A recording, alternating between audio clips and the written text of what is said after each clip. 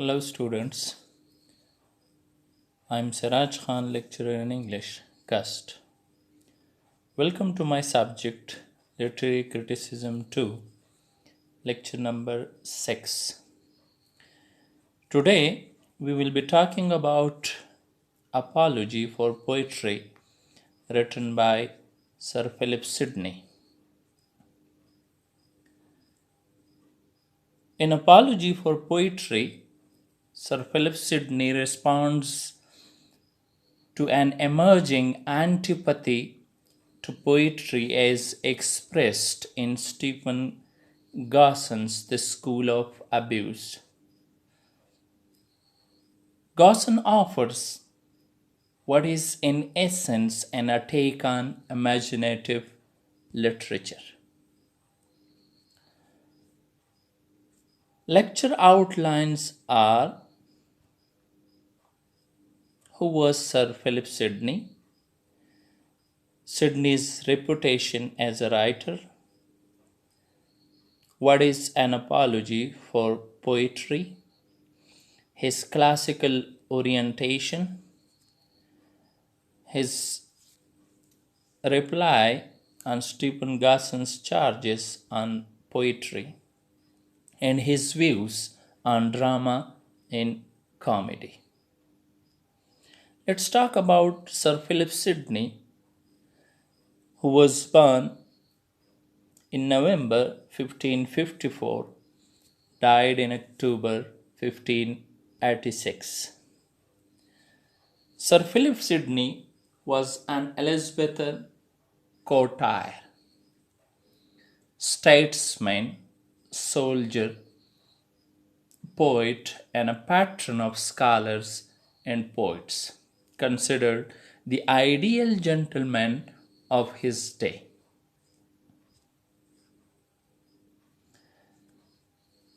He was considered the first English critic of Renaissance, as his An Apology for Poetry is one of the most important contributions to literary theory written in English during the Renaissance, where he advocates a place for poetry within the framework of an aristocratic state, while showing concern for both literary and national identity.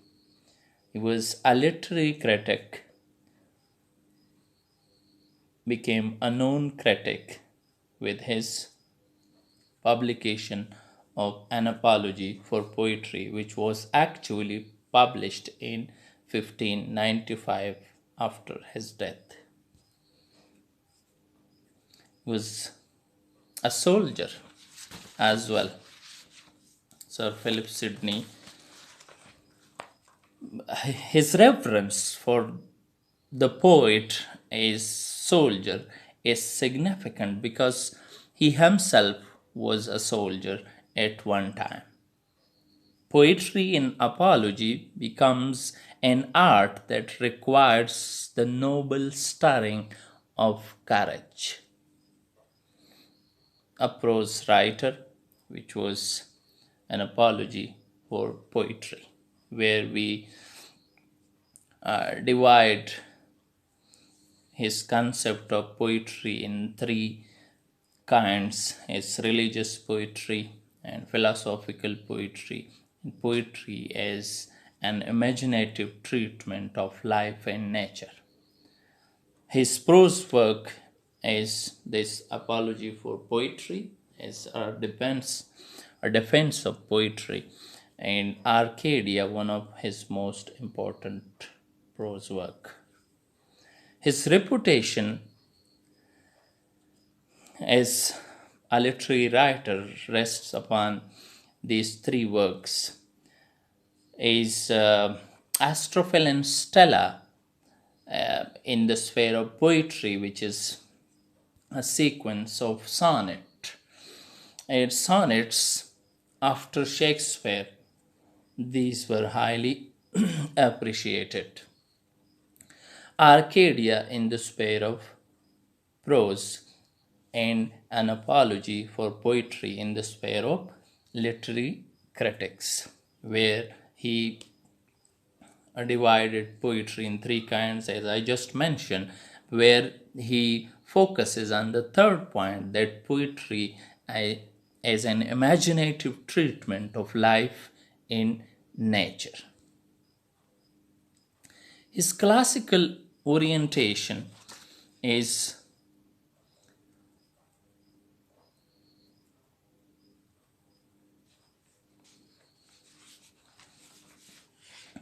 Sir Philip Sidney was the most admired writer of Elizabethan age, where he says that poetry is the companion of camps. This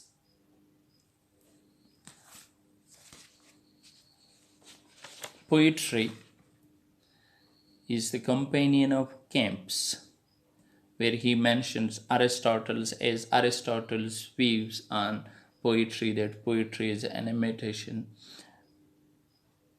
And he says that poetry is an imitation, no doubt about that, but it promotes virtues. And it is the first means of learning.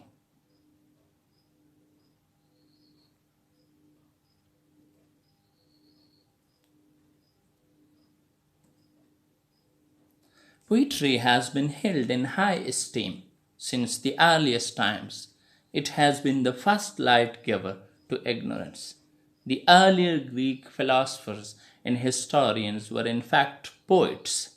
Even among the uncivilized nations in Turkey, among the American Indians, and in Wales, poetry enjoys in undiminishing popularity. To attack poetry is therefore to cut the roots of culture and intelligence. It is the first light giver and first nurse of man.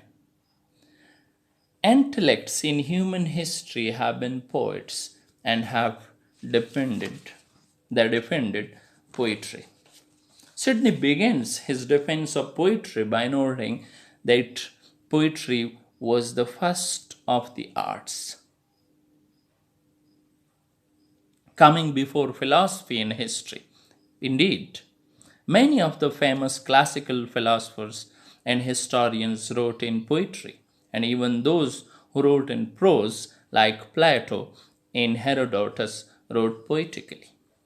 That is, they used poetic style to come up with philosophical allegories in the case of Plato, or to supply vivid historical details in the case of Herodotus. Indeed, without borrowing from poetry,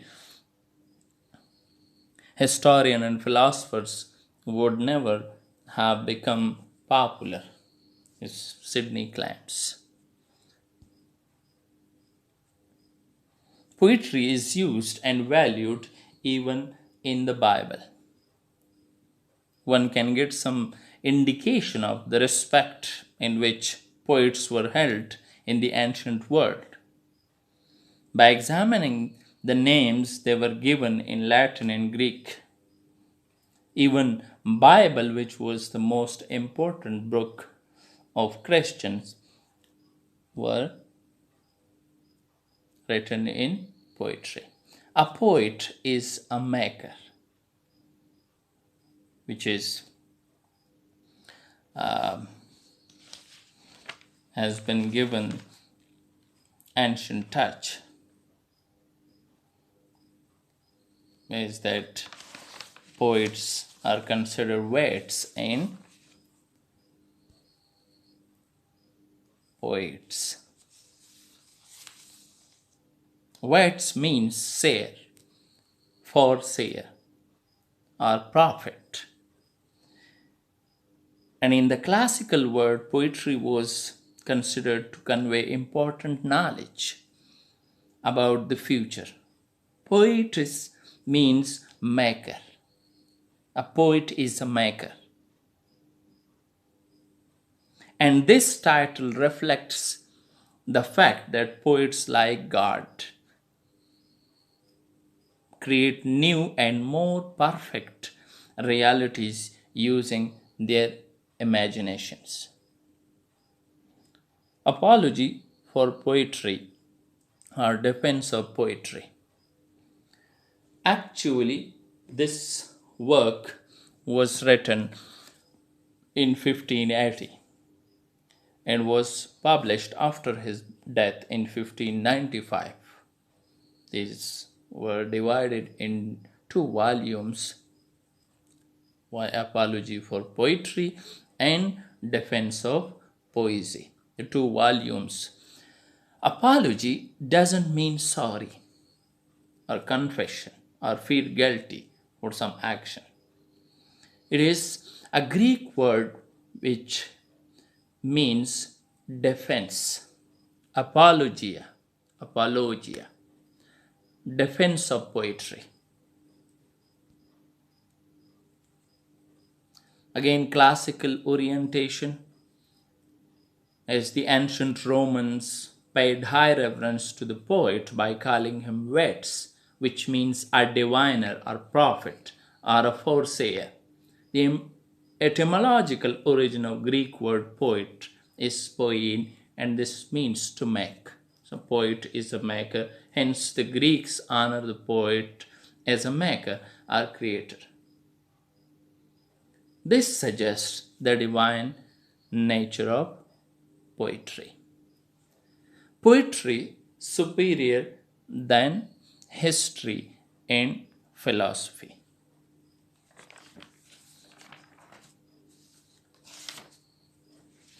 For him, poetry is far superior than history and philosophy. Poetry is the companion of camps. The poet, he nothing affirms and therefore never lies. For as I take it, to lie is to affirm that to be true, which is false. Poetry has been held in high esteem than history and philosophy. For him, philosophy deals in abstract concepts. It defines good and bad, teaches the learned man. And history means experiences of the past by giving examples of historical personages and administrators. But poetry is truth and universal, the first light giver to ignorance and the first nurse.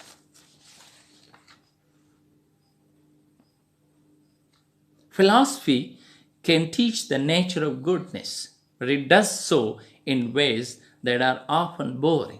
History can describe various good people who have lived in the past. Poetry, however, can actually inspire people to want to be good. Thus, speaking of poetry in competition with philosophy, Sidney says that the philosopher teaches, but he teaches obscurely. So, as the learned only can understand him. That is to say, he teaches them that are already taught, but the poet is the food for the tenderer stomachs. The poet is indeed the right popular philosopher. A reply on the charges against poetry is apology for poetry is actually a reply on the charges against poetry which were led by Stephen Garson, a Puritan playwright. Poetry is an art of imitation. Here, Aristotle followed the theory of Sir Philip Sidney followed the theory of Aristotle.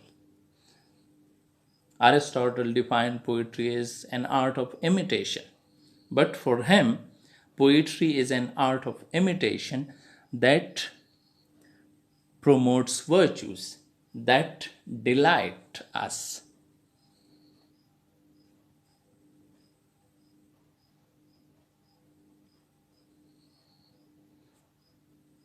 its form. A judicial oration, a trial in structure, descriptive discourse, argumentative in nature, art and virtue. His Sir Philip Sidney's Apology for Poetry is one of the most important pieces of prose of the entire English Renaissance. Sidney's defense of poetry is important not so much because its ideas are original, but precisely because they are not. Sidney gave highly memorable expression to many ideas that were extremely widespread during his period. Sidney's treatise is important partly because Sidney himself was such a highly respected figure. If Sir Philip Sidney wrote poetry, and valued poetry, then many other English people felt comfortable doing the same.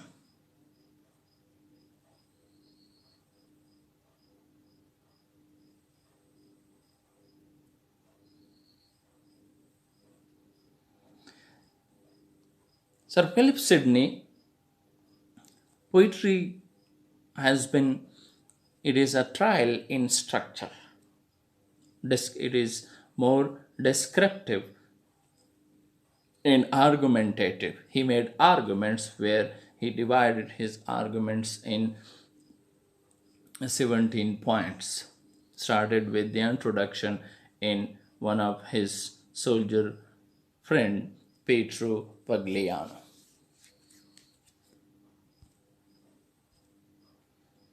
Stephen Garson's charges against poetry is the four charges he made. Poetry is a waste of time. Poetry is the mother of lies. Poetry is the nurse of abuse. And Plato had rightly banished poets from his ideal republic. Sidney's reply on the charges: poetry promotes virtue and delight. It is not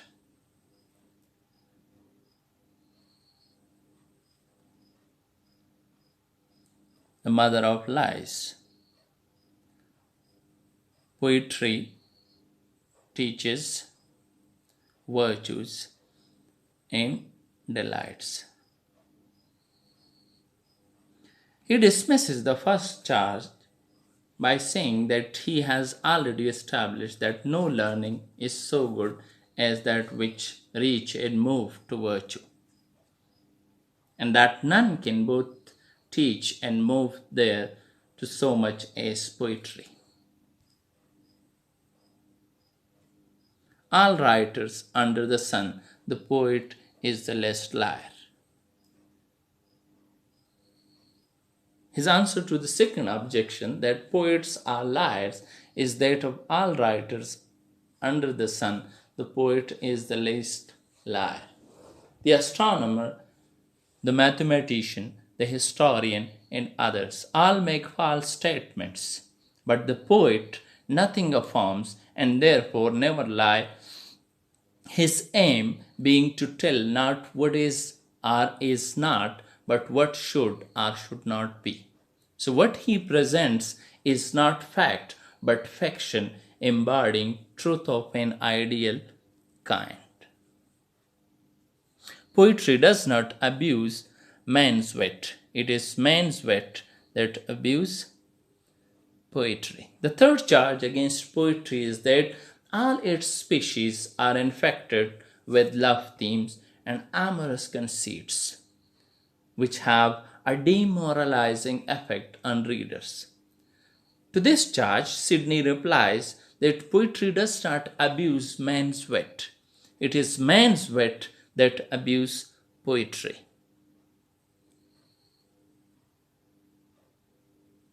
All arts and sciences misused bad evil effects, but that did not mean that they were less valuable when rightly implied. Means that the implications, the implementation of poetry, the use of poetry is important. Plato's objection was directed against the theological concepts, good and bad poets.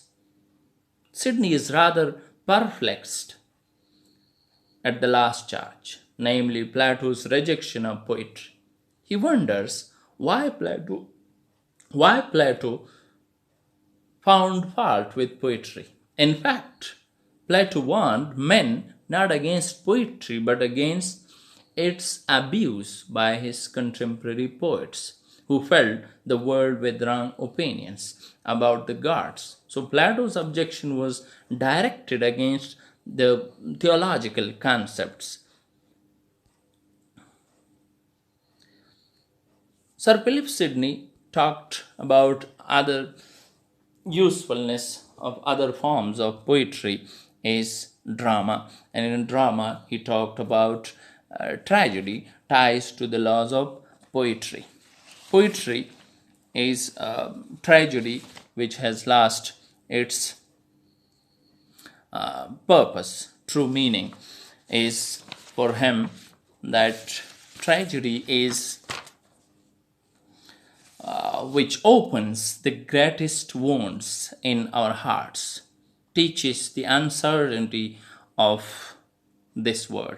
Nobody can resist the sweet violence of a tragedy. And the writers must have the liberty to frame the laws of poetry, to frame history in the laws of poetry.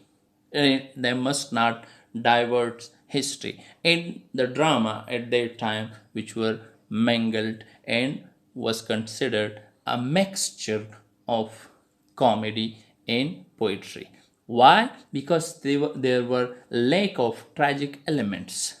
Tragedy had become comedy, and comedy had become.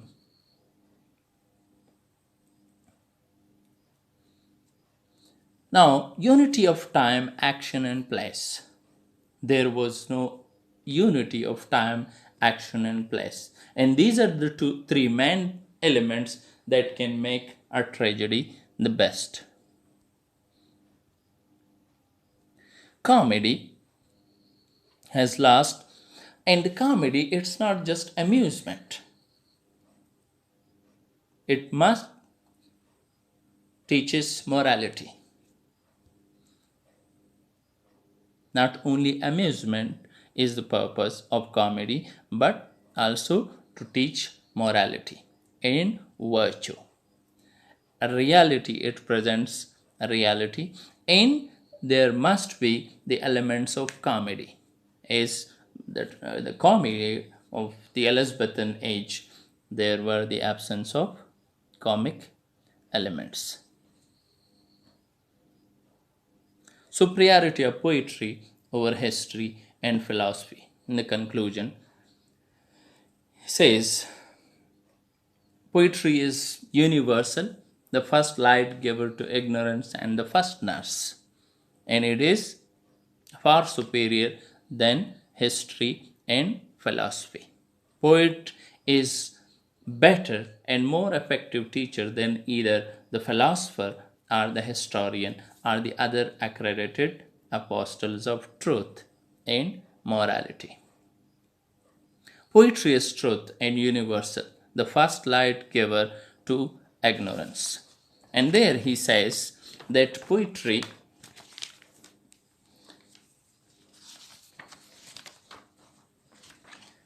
a poet is a nightingale who sits in darkness and sings to cheer its own solitude with sweet sounds.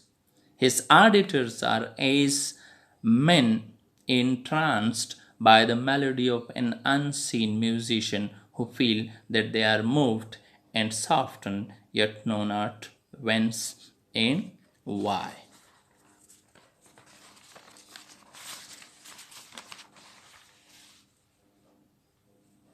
Sidney mentioned the usefulness of other forms of poetry as well. is a common complaint against poetry is that it is bound up with rhyming and versing. But verse is not essential for poetry. One may be a poet without versing and a versifier without poetry. Verse is used for convenience. It produces verbal harmony and lends itself easily to memorizing. It is the only fit speech for music. It aids towards a sensuous and emotional quality. And the other fields of poetry like tragedy, drama, and comedy will last their usefulness. Thank you very much and good luck. Stay safe.